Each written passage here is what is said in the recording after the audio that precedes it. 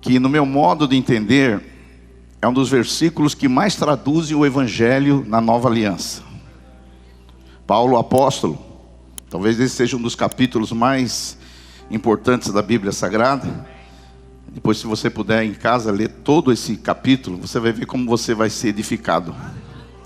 E Paulo, em Romanos, ele diz assim, exatamente o que essa música: agora, pois, já nenhuma condenação há para os que estão em Cristo Jesus. Quantas condenações há?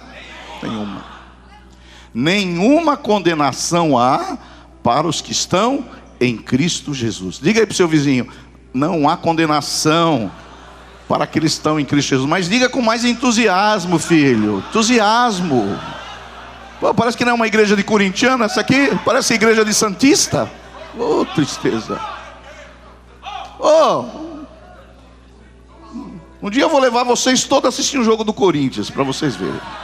Você também, viu, Ângela? Você vai lá e vai botar a camisa do Corinthians ainda. Você vai ver, você vai sair de lá e vai falar: mas...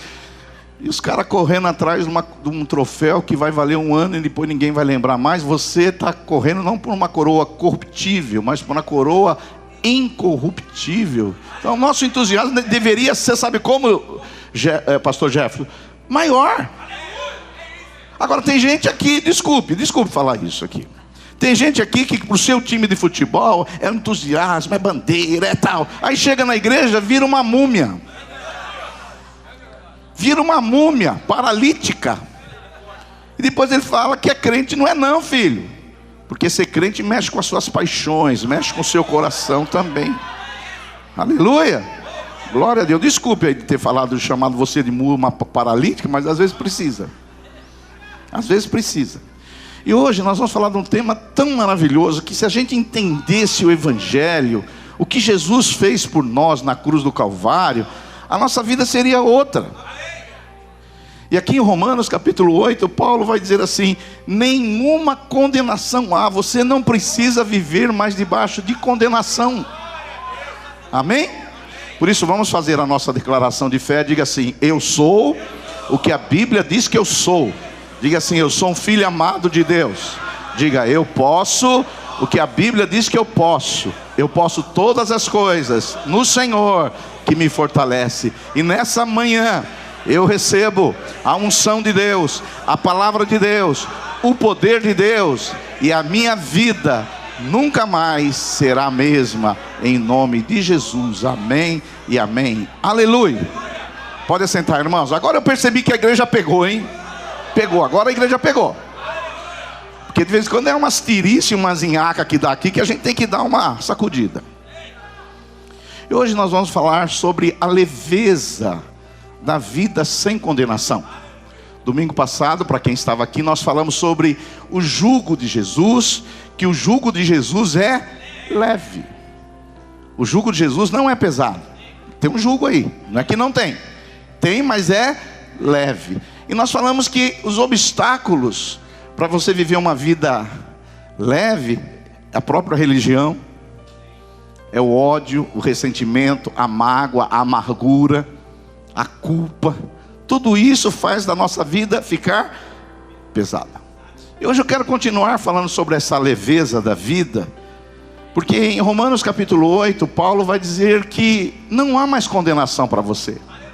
Mas o não há condenação não são para todos. Paulo diz assim: não há condenação para aqueles que estão em Cristo Jesus. Aqueles que estão. Você está em Cristo Jesus?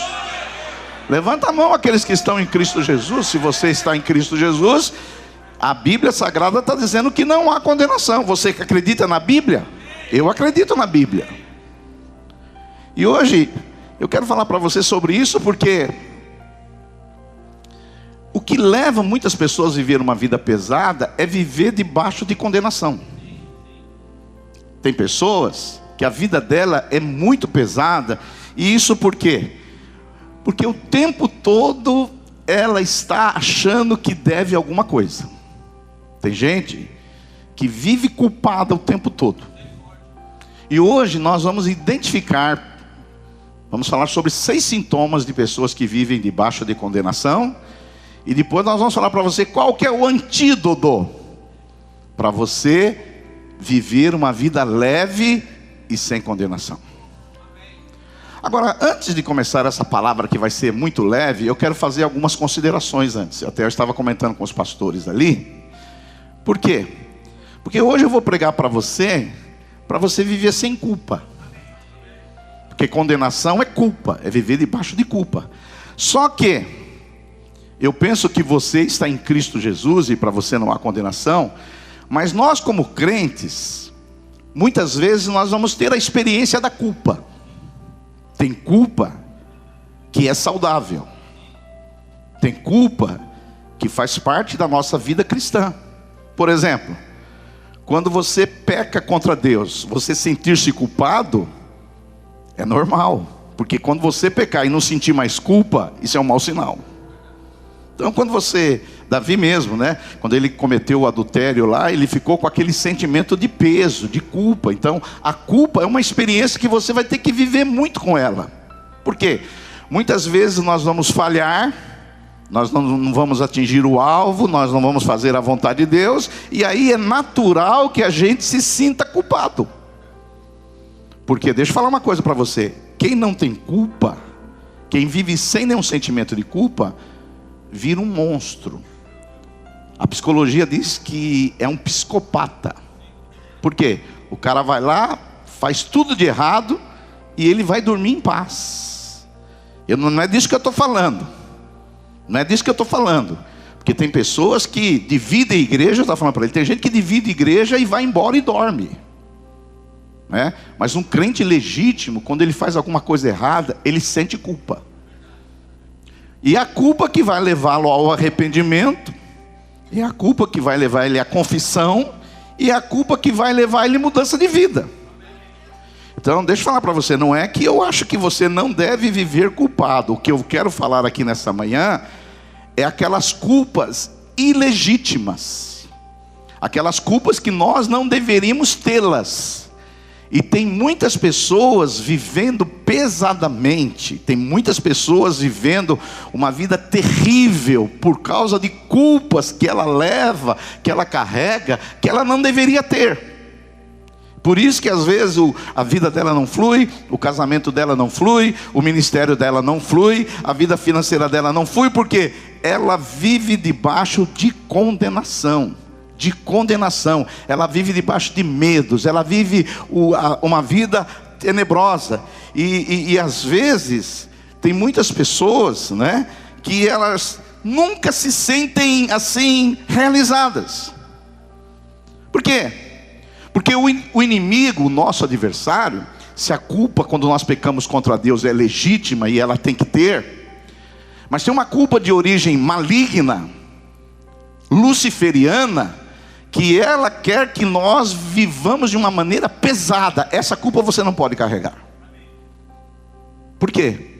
Porque muitas vezes tem pessoas que a gente vê que ela está debaixo de uma culpa ilegítima quando ela fala. Tem pessoas que quando a gente vê os seus complexos, a sua baixa autoestima, o seu comportamento, e vive cobrando dos outros, a gente percebe que é uma pessoa que está vivendo aí debaixo de culpa. E às vezes você está aqui, você é um filho de Deus, você é amado de Deus, você é uma filha de Deus, e você está sempre achando que não fez algo, e você parece que está sempre devendo. Essa sensação é horrível. Por exemplo, tem pessoas que se sentem culpadas por serem pai. Meu filho é do jeito que é porque eu não fui um bom pai. Mas às vezes você foi. Tem gente que vive culpada porque está desempregada e ela não está provendo o seu lar e ela se sente culpada por isso. Tem gente que se sente culpada como empregado porque não está atingindo as metas do empregador. Tem gente que é empregador e ele se sente culpado. Eu mesmo. O inimigo às vezes quer me deixar com culpa. Mas eu tenho que saber tratar disso. Porque não é uma culpa vindo de Deus que me leva ao arrependimento. É uma culpa de acusação, de condenação, que me leva a ficar paralisado. Por exemplo, cheguei aqui para pregar, o diabo fala assim, Silvio Galli, você não orou o suficiente para pregar aqui hoje. Você não preparou a mensagem o suficiente. Esse é um sentimento. Você não é digno de pregar para a minha igreja. Então são coisas que o inimigo traz na sua mente, que às vezes você pensa que é coisa da sua própria cabeça. Mas é o inimigo por trás, porque o inimigo age nos nossos pensamentos, e às vezes o pensamento do inimigo mistura com o nosso, que a gente não sabe mais o que é nosso e o que é do inimigo, e a gente fica ali, será que o culto hoje vai ser bom? Será que a palavra vai ser boa? Será que o louvor vai ser bom? Mas por trás disso tem um inimigo querendo trazer culpa sobre você. Aí você vai liderar o seu ministério ou a sua célula. Não sei se vai ser bom hoje não deu tempo, trabalhei demais, tive uma atividade muito exacerbada essa semana, não orei o suficiente, acho que a minha célula não vai ser boa. E às vezes a gente começa a trazer esse tipo de condenação, achando que isso é saudável, mas não é não. Por isso, que a primeira parte dessa mensagem eu quero falar sobre sobre alguns diagnósticos de pessoas que estão debaixo de culpa. E se você se identificar num deles ou mais que um deles, no final dessa mensagem eu vou falar para você como você pode viver sem culpa. Culpa de acusação maligna. Quantos estão aí juntos aí? Diga aí um glória a Deus aí, aleluia. Primeira coisa, o primeiro sentimento de quem está vivendo debaixo de acusação é pessoas que têm uma sensação constante de incapacidade. Tem pessoas que ao tempo todo ela tem uma sensação que ela é incapaz. Porque o diabo sempre vai falar para você assim, você não pode, você não consegue, você é incapaz, você jamais vai conseguir fazer isso. Então, pessoas assim estão vivendo debaixo de condenação. O diabo sempre ele vai falar, você nunca vai conseguir casar, você nunca vai conseguir ter o seu próprio negócio, você não vai conseguir nunca. Então, aí essas pessoas estão aí vivendo debaixo de condenação. Essa é uma tática maligna. Você vê, nós somos uma igreja em células. E qual é a maior dificuldade que às vezes nós temos na igreja? É colocar pessoas para liderar uma célula. Por quê? Porque a pessoa nunca liderou. Ela conviveu numa tradição evangélica que ela sempre sentou num banco, numa cadeira. Aí você fala, não, agora você vai liderar. Deus vai usar você. Mas aí a pessoa fala, mas quem sou eu? Eu só sei fazer brigadeiro e pandeló. Agora eu cheguei nessa igreja aqui e vocês querem que eu lidere. Pessoas assim que não queiram liderar, assumir uma posição dentro da igreja, é que estão debaixo de condenação. Por quê? A ideia do diabo é sempre desqualificar você.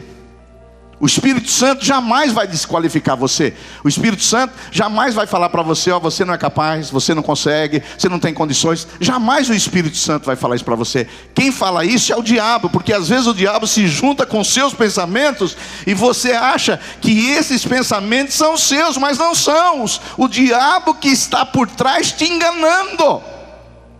Por isso, você que é líder em treinamento, você que está aí à beira de assumir um ministério, se o diabo veio desqualificar você, rejeita essas palavras, diga assim, arreda-te de mim, Satanás. Eu vou assumir, Deus vai me capacitar, Deus vai me usar, eu vou ser um instrumento nas mãos de Deus, eu vou ser usado para a glória de Deus, e Deus vai me usar poderosamente. Quantos podem dizer um glória a Deus aí? Aleluia! Por isso, se surgir uma oportunidade onde você trabalha, de uma chefia, de um negócio próprio, o diabo vai falar, você não vai conseguir não, você nasceu para ser peão, você nasceu aí só para isso aqui, e o diabo vai enganando você. Tinha um pastor nosso lá em Santo André, que o diabo enganava ele e ele não percebia. O diabo falava para ele, você nasceu para fazer só culto fúnebre, e ele não via a hora de alguém morrer, para ele fazer alguma coisa.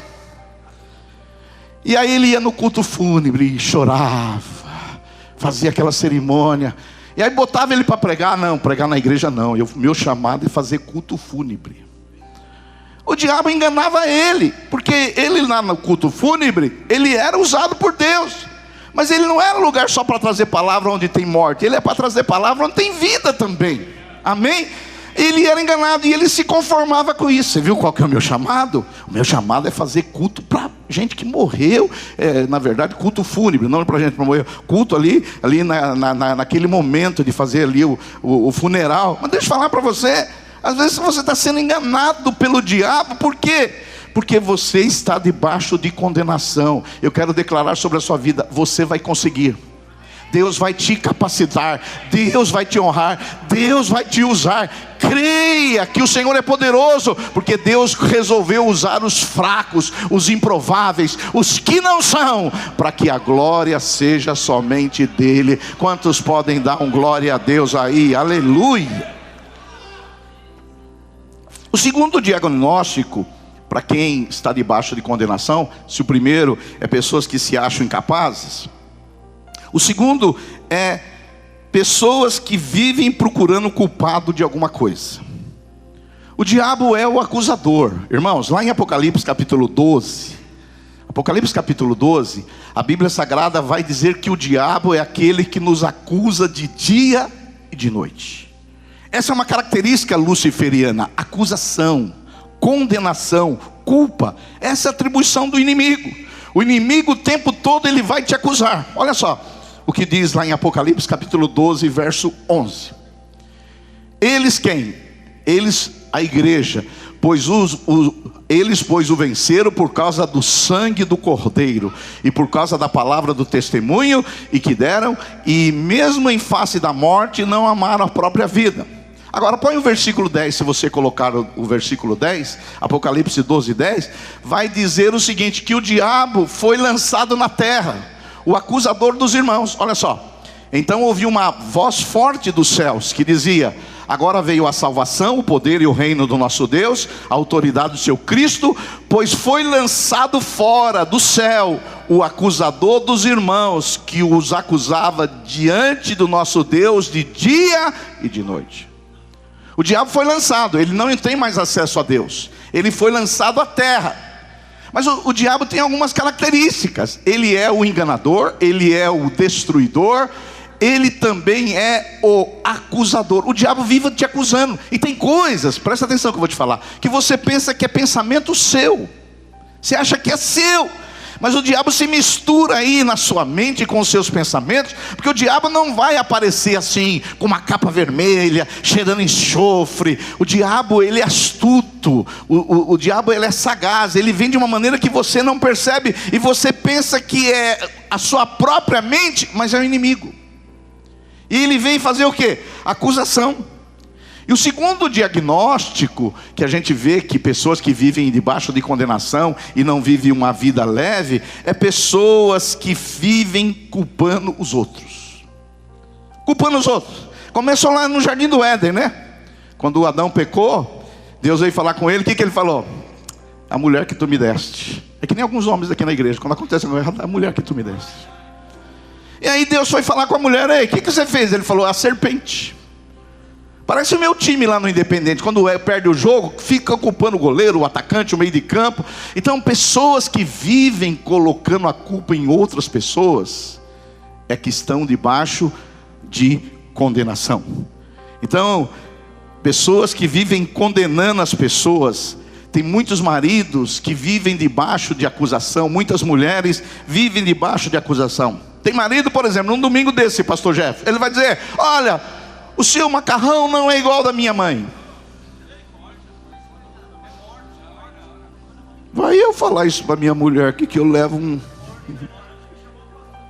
o seu macarrão não é igual ao da minha mãe. Olha que acusação. É que nem minha mulher, quando ela fala assim: que dia que você vai consertar a torneira? Será que ela quer saber o dia? Ela não quer saber o dia. Então tem casais que não vivem bem porque vivem debaixo de condenação, e a condenação é sempre querendo colocar a culpa nos outros. Se eu fosse uma mulher e o marido viesse falar: ei, o seu macarrão não é igual ao da minha mãe, e sabe o que eu responderia, curto e grosso? Você não casou com a sua mãe, você casou com outra pessoa, com outro temperamento, com outra personalidade, com outro caráter, com outras habilidades, com outras aptidões. Por que você casou comigo então? Já te dei uma resposta para hoje, hein, mulher? Agora, vem vive botando em acusação, porque a sua mulher tem qualidades que a sua mãe não tem, e às vezes tem até mais, e aí você fica acusando a sua mulher. É que nem minha mulher é simples e curta. Aí eu falo para ela: o que tem para comer hoje? Ela fala: o que você comprou?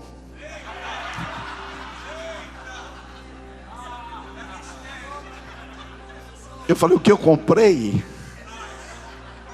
Deixa eu ver o que eu comprei. Veja bem, vivemos em paz. Aí eu lembro que eu não comprei o que eu deveria comprar, e ninguém tem acusação. Agora, maridos e mulheres que vivem assim se acusando, irmão, é gente que não vive em paz, porque quem vive culpando os outros é que está debaixo de condenação. Gente leve não fica colocando a culpa nos outros. Gente leve, Paulinha, quando chuta o pênalti fora, fica em paz, vai acertar no próximo. Agora tem gente que tem uma vida pesada, e ele, como ele tem uma vida pesada, ele quer que a vida dos outros fique pesada também. Por isso, você que é solteira, solteiro, procure descobrir com quem você vai casar. Porque se você casar com um cara que não entendeu o evangelho, que está debaixo da religião e vive debaixo de condenação, ele vai ficar te perturbando o dia inteiro. Ele vai te atazanar o dia inteiro. Então, gente que vive acusando os outros é gente que vive debaixo de condenação. Terceiro sintoma de uma pessoa que vive debaixo de condenação, por isso vive uma vida pesada, uma vida carregada, uma vida cheia de opressão. Terceiro sintoma é gente que se esconde de Deus. Você sabe que tem gente que vive se escondendo de Deus. Deus é a solução para ele, mas ele se esconde. Tem gente que se esconde de Deus até quando vem no culto. No culto? Não esses dessa igreja aqui, de outras igrejas. Tem gente que senta lá no fundo, se escondendo de Deus. Eu vou lá na igreja, mas que ninguém fica se escondendo de Deus. Eu lembro, teve um pastor nosso, ele vai lembrar dessa história, que ele queria alugar um salão aqui na cidade de Mauá, uma das nossas igrejas de bairro. E ele foi nesses cultos que tem muita profecia. E eu falei, ele gostou do salão e ele queria alugar o salão. Eu falei: vai lá num culto, porque a igreja ia entregar o prédio. Eu falei: vai lá num culto, vê como é que funciona, se o som é bom, se tem uma boa acústica, uma acústica boa, se é quentinho. E o azar dele que ele foi lá escondido, não de Deus, mas foi escondido do pastor de lá. Só que lá tinha uma profeta. E a profeta começou a olhar para a cara dele. E aí as coisas lá depois se resolveram, e ela olhou para a cara dele, mas era do lado dele, ele foi salvo por pouco. Deixa eu falar para você, você não precisa se esconder de Deus, irmão. Deus é a sua solução, não os seus problemas. O Espírito Santo não é o seu acusador. Pelo contrário, o Espírito Santo não importuna a vida de ninguém. O Espírito convence você de uma maneira suave, cavalheiro. Então você não precisa se esconder de Deus. Deus é a sua solução. Tem pessoas que não vêm no culto porque estão se escondendo de Deus. Quem sabe eu vou lá, tem um profeta que libera um negócio lá. Então é gente que vive debaixo de condenação. Ele se esconde de Deus. Eu quero dizer para você nessa noite: Deus não é o seu problema, Deus é a sua solução. Quantos podem dar um glória a Deus aí, bem legal? Quarto sentimento de uma pessoa que vive debaixo de condenação é pessoas que têm um sentimento de complacência e comiseração. Pastor, mas o que é isso? O diabo, muitas vezes, ele sempre vai colocar um sentimento que você é uma vítima. Eu tenho muita dificuldade daquelas pessoas que põem um óculosinho assim: pastorzinho, tadinho de mim, pastor, eu sou coitadinho. Isso aí a gente está debaixo de condenação. Porque o filho de Deus não vive assim, com comiseração, com vitimização. Ele fala: não, eu sou filho amado, eu não sou o coitado, eu não sou um coitadinho. Porque tem gente que acha que isso aí é ar de piedade. Eu chego aqui, viu? Fala, rapaz. Fala, mulher. Pastor, eu estou chegando aqui, sabe por quê?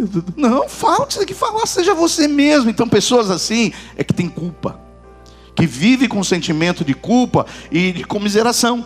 Tem pessoas que se acham não merecedoras de nada. Aqui nessa igreja já aconteceu que você vê pessoas que você ora, e aí uma vez veio uma irmã, uma senhora dizendo assim: pastor, vocês oram por mim porque eu tenho um câncer no pulmão? Eu falei, vamos orar. Aí ela falou assim, mas eu não sei se eu vou ser curada. Eu falei, mas por que a senhora não sabe se vai ser curada? Ela falou, fumei 50 anos. Eu mereço ter o câncer, pastor. Não sei se Deus vai me curar porque eu mereço. Então tem gente, a vida dele já é pesada e ele piora. Você sabe que tudo dá para piorar, né? Então a pessoa achava que ela botou na cabeça, aqui na frente, que ela não merecia cura.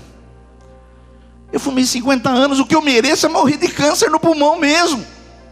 A conclusão de quem vive debaixo de condenação é uma vida pesada. Mas eu quero declarar para você, como disse essa canção, não importa o seu passado já passou, as coisas velhas já passaram, você é uma nova pessoa em Cristo, você tem uma nova identidade em Cristo, você é filho, você é herdeiro, você é co-herdeiro de Deus. Não interessa o seu passado, Deus não quer saber do seu passado, Deus está olhando para o seu presente, para o seu futuro e para os planos que Ele tem para você, em nome de Jesus Cristo. Pastor, e as maldições hereditárias? Existem. As maldições hereditárias existem, é só você olhar nas pessoas físicas e espirituais, existe. Mas na cruz do Calvário, quando você aceitou Jesus, toda a sua maldição foi lançada na cruz do Calvário e toda a maldição ficou para trás. Não há condenação para aqueles que estão em Cristo, não há mais maldição para aqueles que estão em Cristo, não há mais esse tipo de coisa para quem está em Cristo. Por isso que nós aqui como igreja, nós fazemos quebra de maldição, fazemos uma vez, lá no encontro. Quebrou, ficou para trás, como diz a música. Agora tem gente que quebra a maldição toda semana. 7 semanas de quebra de maldição, 7 semanas de cura interior, 7 semanas para descarregar filho. Que isso? Já resolveu. Não esvazie o que Cristo fez por você na cruz. A obra do Calvário foi completa na sua vida e Cristo quebrou toda a sua maldição. Se você vive dessa maneira, é que você ainda vive com um espírito de acusação. E eu quero declarar sobre a sua vida que nenhuma acusação há, nenhuma condenação há para aqueles que estão aonde? Em Cristo Jesus. Em Cristo a maldição? Não há maldição. Em Cristo não tem mais essas coisas. Você é uma nova pessoa, uma nova criatura.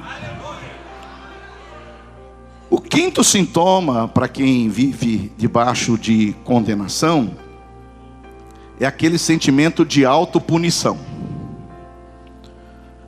Aquele sentimento que a pessoa, ela vive se punindo.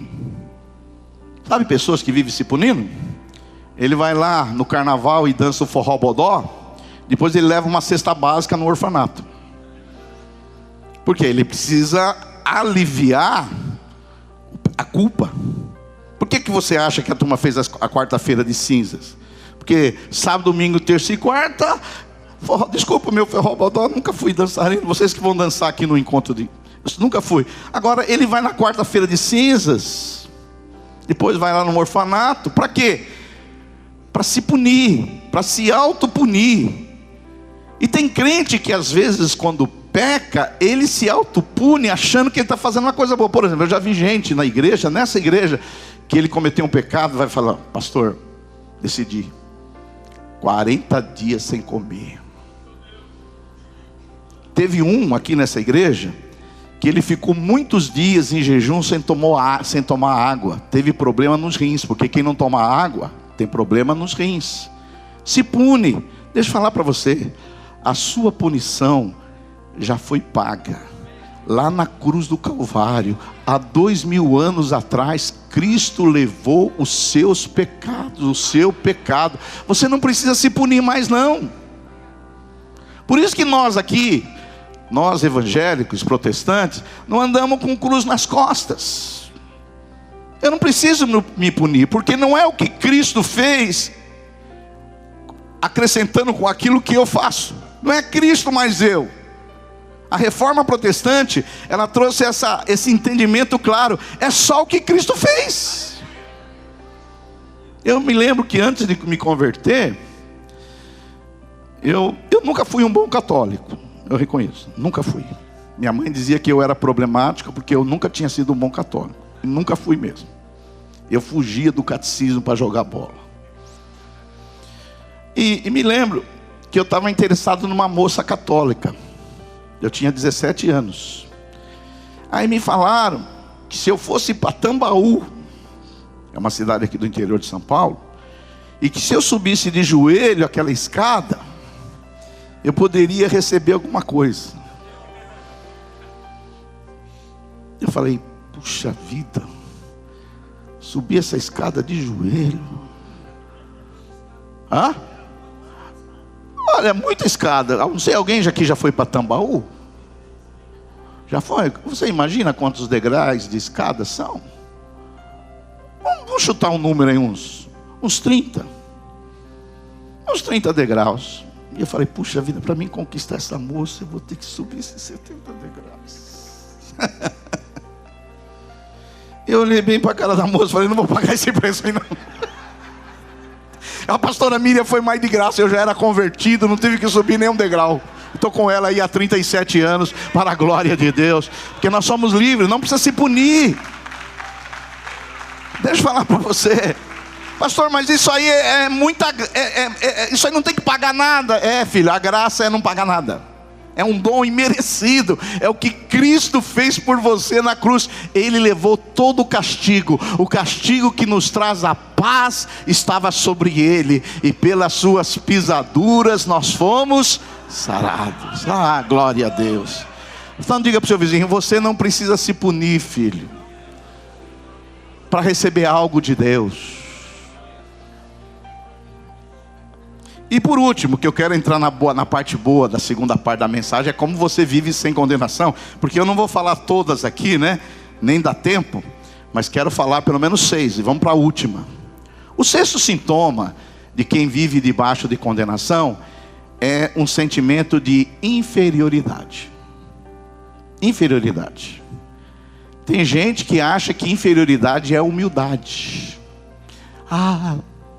Todos são melhores que eu sou o pior. Acha que isso agrada a Deus. Filho, você ficar se diminuindo, isso não é agrada a Deus. Isso não é piedade. Quando você se diminui, você está desonrando a Deus. Deus criou você e encheu a sua vida de glória. O salmista no Salmo 8, ele diz assim, que que Deus fez o homem semelhante aos anjos, e de glória e honra o coroaste. Então esse negócio de você se diminuir, esse negócio de você achar que não é nada, eu não sou nada, eu não valho nada, eu sou o pior de todos, isso aí não te ajuda em nada não. Eu sei que muitas pessoas pegam aquela parábola do fariseu e do publicano, quando o publicano disse assim, Senhor, eu não sou digno de ser chamado, Senhor, eu sou isso, eu sou aquilo. E as pessoas pegam aquela parábola e falam assim, eu tenho que ser daquele jeito. Não, aquele jeito você é quando você se converteu. Aquela parábola cabe quando você se converteu. Senhor, eu não sou digno nem de olhar para o céu. Senhor, eu não sou digno nem de falar contigo. Eu não sou digno de nada. Mas à medida que você teve uma experiência real, verdadeira, profunda, transformadora com o Espírito Santo, aquilo não serve mais para você. Agora você tem uma nova identidade. Então tem uns irmãos, aqui na nossa igreja tem uns ainda, que eles acham que Deus gosta. Senhor, eu não valho nada. Senhor, eu não presto para nada. Senhor, me manda para o inferno, Senhor. Tem uns caras aí que eles vivem. Essa é a oração sua lá na hora que você se arrepende.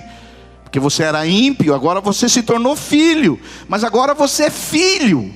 Você é herdeiro de Deus e co-herdeiro com Cristo. Você tem uma nova identidade. Agora Deus colocou uma identidade em você. Você é abençoado com todas as bênçãos espirituais. Deus te escolheu antes da fundação do mundo. Deus te redimiu. Deus te inseriu na família dele. Deus te justificou. Deus uniu você com Cristo. Deus colocou o Espírito Santo em você. Deus colocou o seu nome no livro da vida do Cordeiro. E você fica aí se diminuindo, filho. Pelo contrário, você deveria acordar todas as manhãs e confessar, declarar quem você é em Cristo. Quando você sentir um pouco assim, mais um pouquinho para baixo, pega aí Efésios 1, Romanos 8, onde você achar melhor, e confessa: esse aqui sou. Eu não sou o que eu penso que eu sou. Eu não sou o que as pessoas dizem que eu sou. Eu não sou o que meu pai diz que eu sou. Eu não sou o que minha mãe diz que eu sou. Eu sou o que a Bíblia diz que eu sou. Eu sou um filho amado de Deus e vive sem condenação. Quantos podem dar um glória a Deus aí? Aleluia. Fala para o seu vizinho: não viva debaixo de condenação. O Senhor te chamou para viver uma vida leve. Pastor, e como que eu faço? Vou te falar agora. Eu sou que nem as nutricionistas do YouTube. Elas falam um monte de coisa. Elas falam: ó, se você ficar até o final do vídeo, eu vou te falar a parte mais importante. Aprendi com as nutricionistas do YouTube. Você fica lá vendo o vídeo. Aí um dia minha filha falou: ô pai, não seja burro. Falei: mas por quê? Ela falou: por que você não passa o vídeo para sempre, para frente? Eu falei: pode? Não é falta de educação passar o vídeo para frente? Ela falou: pai, é o que todo mundo faz. Puxa vida, depois de 60 anos você aprende cada coisa, filho. Passa o vídeo para frente. Só que o seu azar é que aqui na igreja não dá para passar a mensagem para frente. Só depois de gravada. E eu quero te falar 3 verbos, que se você aprender esses 3 verbos, você nunca mais vai viver debaixo de condenação. Lá em João capítulo 16,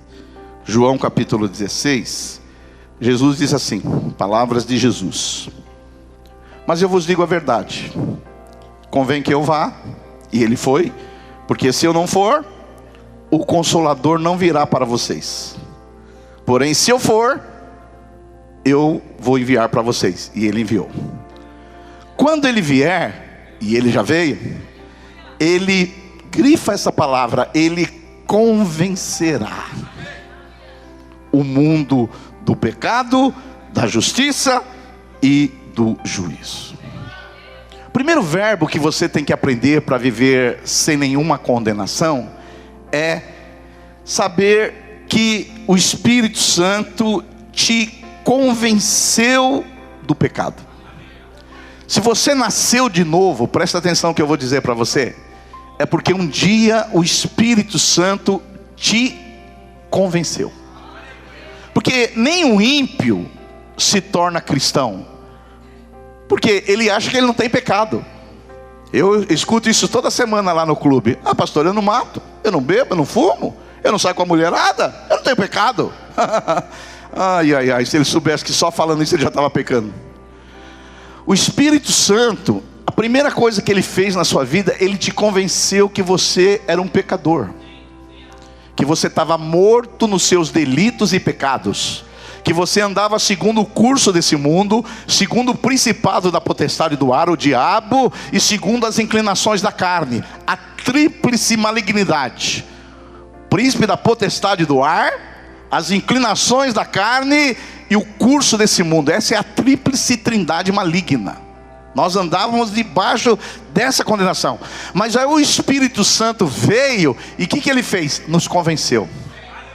Maria, João, você é um pecador miserável, você precisa se converter, você precisa aceitar Jesus, a obra dele na cruz, ele vai perdoar os seus pecados, você vai nascer de novo e você vai viver uma nova vida em Cristo Jesus. O Espírito Santo te convenceu. Diga aí um glória a Deus aí, aleluia. Foi isso que o Espírito Santo veio. Agora, pastor, o que o Espírito Santo agora está me convencendo? Convencendo você todos os dias que você é justo. O Espírito Santo todos os dias está ali. Maria, José, João, Severina, você é justo. Aquele que não conheceu o pecado, Jesus, se fez pecado por nós, para que nele fôssemos o quê? Justiça de Deus. Hoje em Cristo você é justiça de Deus. Diga aí para o seu vizinho: você em Cristo é justiça de Deus. Você é justiça de Deus em Cristo.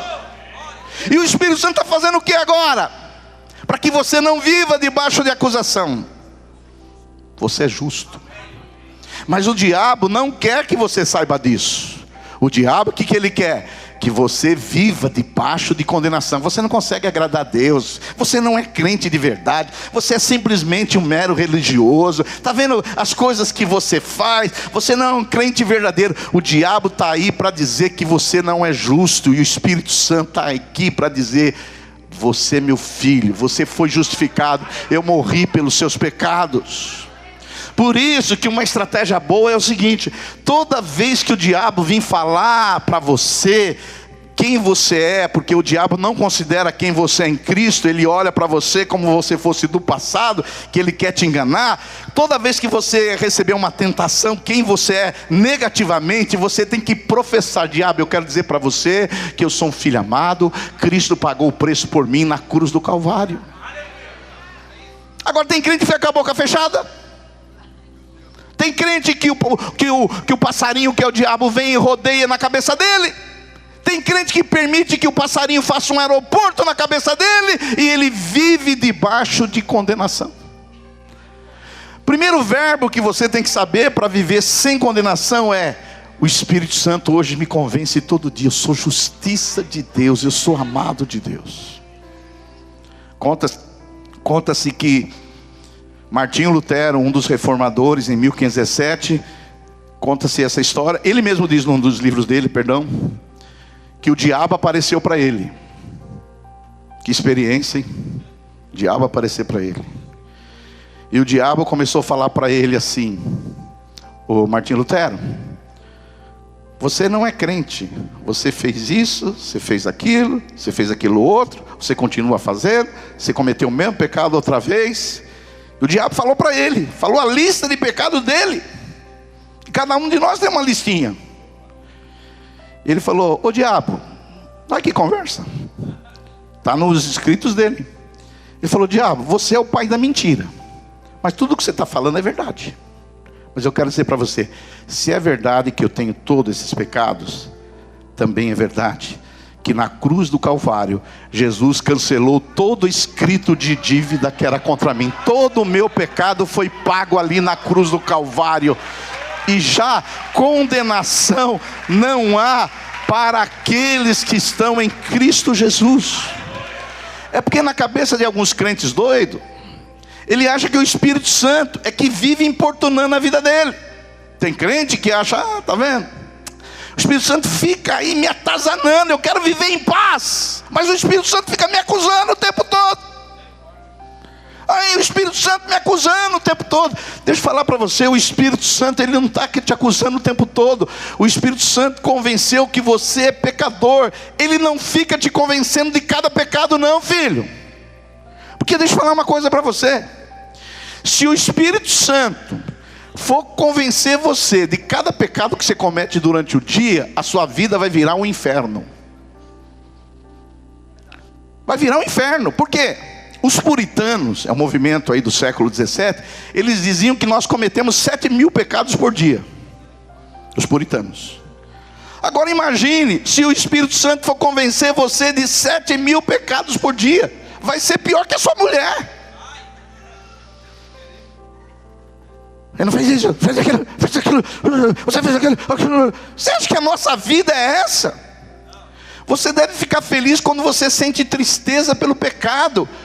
Mas o Espírito Santo não te convence de todos os pecados. O Espírito Santo te convenceu do pecado maior, que te levou a Cristo. Agora, quem fica lembrando os seus pecados não é o Espírito Santo, é o diabo. Para quê? Para você viver uma vida pesada debaixo de condenação. Agora imagine você um relacionamento, porque o Espírito Santo é nosso amigo, sim ou não? Ele é nosso amigo. Agora você já imaginar, você tem um amigo, um companheiro, um parceiro que fica te acusando o tempo todo, falando que você não presta, falando dos seus defeitos, falando das suas imperfeições, falando dos seus erros. Como você vai conviver com uma pessoa dessa? Seria uma tortura viver com o Espírito Santo. Mas o Espírito Santo não faz isso. Ele te convenceu do pecado. Agora, dos seus pecados, às vezes ele vai te convencer de outro. Mas quem vive te acusando o tempo todo aí chama-se Lúcifer, o diabo, porque ele quer que você viva debaixo de condenação. Toda vez que o diabo vier te condenar, te acusar, você diga: Cristo já pagou esse pecado na cruz do Calvário, e o Espírito Santo está convencendo que eu sou justo. É que nem você chega aqui para pregar. O diabo já falou comigo hoje: Silvio Galli, o culto hoje vai ser um fracasso total. Aquele pessoal não vai dar amém, não vai dar glória a Deus. Fica tranquilo, você vai ver aquele povo tudo religioso. Aí eu falo, não, fica assim, que nem alguns falam: diabo, eu quero dizer para você que esse culto vai ser uma glória tremenda. Deus vai se manifestar. Crie por isso, falei. Cremos por isso, falemos. Aí a gente vem para o culto, há uma glória tremenda, há uma nuvem Shekinah no meio da igreja. A igreja recebe a palavra e os irmãos saem leves, cheios do Espírito Santo. Aleluia. Quantos entendem que eu estou falando? Dá um glória a Deus aí. Então fala para o vizinho: o Espírito Santo não está aqui para importunar a sua vida, não. O Espírito Santo está aqui para te deixar leve. Leve. O primeiro verbo que você tem que saber para viver sem condenação é convencer. O segundo verbo que a Bíblia Sagrada fala que nós podemos viver levemente está em Hebreus 10:15. Olha só comigo Hebreus 10:15. Presta atenção. E disto nos dá testemunho. Sublinha a palavra testemunho. O Espírito Santo, porquanto após ter dito: esta é a aliança que farei com eles, e ele já fez na cruz do Calvário. Depois daqueles dias, diz o Senhor, porei no seu coração as minhas leis, e sobre a sua mente as escreverei. Acrescenta: também de nenhum modo me lembrarei dos seus pecados e das suas iniquidades para sempre. Ora, onde há remissão destes, já não há oferta para o pecado. Diga aí um glória a Deus. Então, o testemunho do Espírito, olha só. Qual que é o testemunho do Espírito? Que ele não vai mais que ele também não vai lembrar dos seus pecados. Segundo verbo, testemunho, testemunhar. O Espírito Santo é a testemunha da Trindade, ou como dizem os teólogos, da triunidade, que o Espírito Santo é a testemunha que ele não vai mais lembrar dos meus pecados. Tem muito crente que tem medo do juízo final. Pastor, o juízo final. O juízo final é para ímpio. Você não vai ser julgado no tocante à salvação. Você vai ser julgado no tocante a galardão, a recompensa. Aquilo que você fizer com o seu corpo, você vai receber a sua recompensa. Cada um de nós vai receber uma recompensa por aquilo que nós fizemos com o nosso corpo. Mas nós não vamos sermos julgados no juízo final por nossos pecados. Por quê?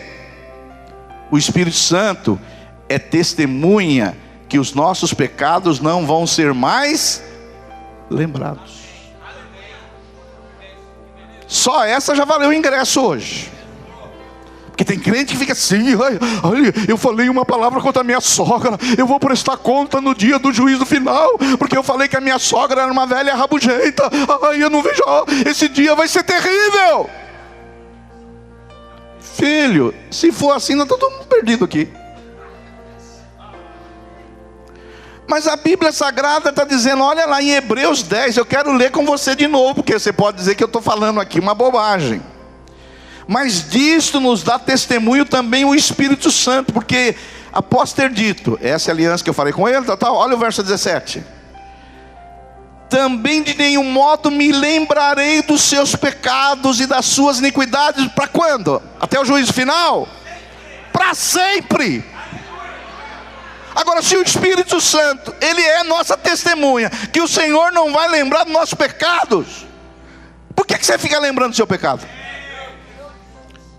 Se ele está falando, eu sou testemunha, Silvio Galo, que eu não vou me lembrar. Jesus já levou os seus pecados passados, presentes e futuros lá na cruz. E por que você fica lembrando, Silvio Galo, aquele canarinho que você matou com estilingue quando você era pequeno? É só uma ilustração. Pardal, aí não é só uma ilustração, aí é de verdade. O problema é que tem gente que vive debaixo de condenação. Eu não sei o que vem pela frente. Se você está em Cristo, quando a Bíblia diz assim, que não há condenação, não há condenação. Porque Cristo já pagou a sua pena na cruz do Calvário. A ira de Deus já veio sobre Cristo. Agora, como que vai vir a ira de Deus sobre Cristo, que Ele já pagou, e vai vir sobre você também? Deus é injusto para duas vezes cobrar a mesma pena? Cristo na cruz do Calvário levou a sua condenação. Eu, quando eu penso na volta de Cristo, hoje mesmo estava pensando na volta de Cristo, eu não fico assim, o dia do juízo, ai, aquela canelada que eu dei naquele velho, aquele que ficou 3 dias internado, como é que vai ser? Ai, aquele velho vai me dando, não fico pensando nisso não, filho. Ainda dói até hoje. Ontem eu levei uma, mas vou voltar para cá. Eu não fico pensando no juízo final. O juízo final, eu lembro o seguinte, que eu vou me apresentar diante de Deus. Vou me apresentar diante de Deus. Cristo entra na minha frente como meu justificador. Nenhuma condenação há mais para o Silvio Galo, nenhuma condenação há para a Maria, nenhuma condenação mais para o João, porque Cristo Jesus levou o meu pecado. Por isso não há mais condenação. Absolvido. Agora, e a segunda parte? A segunda parte é o galardão. Tribunal de Cristo. Silvio Galo aguentou aqueles mauaenses que não dava amém, glória a Deus. Tinha umas palmeirenses lá no meio dele. Ele tinha paciência. Tinha um santista. Silvio Galo, uma coroa para você, mais uma glória para você. Olha, plantaram igreja na Argentina, no Peru, em Portugal. Mandam dinheiro para outros lugares. Às vezes falta dinheiro aqui, mas não deixa de sustentar o missionário. Premiação, recompensa. Vai ser um dia de glória para você e de recompensa para você. Não é um dia de ranger dentes, não é um dia de ser lançado às trevas exteriores. É um dia de receber a recompensa do Senhor, onde não haverá morte, nem dor e nem doença. Quantos podem dar um glória a Deus aí?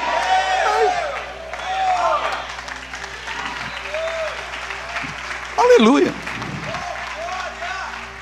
E por último, para a gente encerrar, filho, se você viver debaixo de condenação depois dessa pregação, você tem que viver condenado no inferno. Não, porque não entendeu o Evangelho. Quem não entende o Evangelho está debaixo de condenação. Não estou rogando praga, é apenas a palavra. Que tudo que eu falo é com amor e carinho, vocês sabem disso. Esse terceiro aqui eu vou falar para você. Esse terceiro aqui, como as nutricionistas, deixa o melhor por último. A cereja do bolo. Se você tomar esse suplemento, você vai viver até 120 anos. Aleluia, eu acredito em tudo, ô bobão. Primeiro verbo, o Espírito Santo convence que você é justo. Segundo verbo, o Espírito Santo é testemunha que os seus pecados Deus não vai lembrar. Aí você crê na Bíblia ou no que os outros falam. Terceiro verbo, olha só, Romanos 8, verso 15. Porque vocês não receberam o espírito de escravidão para viver de outra vez atemorizados, mas recebesse o espírito de adoção, baseado no qual clamamos Abba Pai. É uma palavra aramaica que significa pai, pai, ou papai. Romanos 8,16 diz assim: o próprio Espírito testemunha ao nosso espírito que nós somos filhos de Deus. Terceiro verbo, testificar, convencer, testemunhar e testificar. Irmão, deixa eu falar para você. Quem não tem o Espírito Santo não é de Cristo. Paulo diz isso. quem é de Cristo, ele recebe o Espírito Santo. Quando ele arrependeu, quando o Espírito regenerou, ele recebeu o Espírito Santo. O Espírito Santo se uniu agora com o seu Espírito e nós nos tornamos um com o Senhor. Agora, o que o Espírito Santo faz para você não viver debaixo de condenação? Ele testifica com o seu Espírito que você é um filho amado, que você é uma filha amada. Você já ouviu essa testificação no seu interior?